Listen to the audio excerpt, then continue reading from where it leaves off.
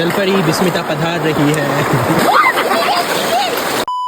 এয়া দেখিলেনে আমাৰ পাগলামি আৰু ফ্ৰেণ্ডৰ লগত থাকি যদি এনেকুৱা পাগলামি নকৰো তেতিয়া হলে ফ্ৰেণ্ডশিপ কিহৰ আমি ইমান ধুনীয়াকৈ প্ল্যান কৰো যে আমি ঘুৰিব যাম কিন্তু যিদিনা সেই দিনটো আহি পৰে আমাৰ কিবা নহয় কিবা কাৰণত প্ল্যানটোৱে কেনসেল হৈ থাকে পিছে মোৰ মতে কিন্তু সাডেন প্ল্যান অলৱেজ বেষ্ট আৰু যোৱাকালি আমি এনেকৈ সাডেন প্ল্যান কৰি এফালে ফুৰিবলৈ গৈছিলো আৰু এইফালে আমাৰ পাগলামি বিলাক চাওক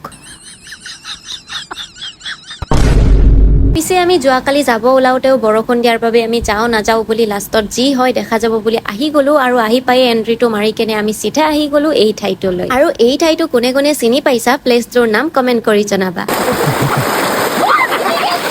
कैसे कैसे लोग रहते हैं यार यहाँ पर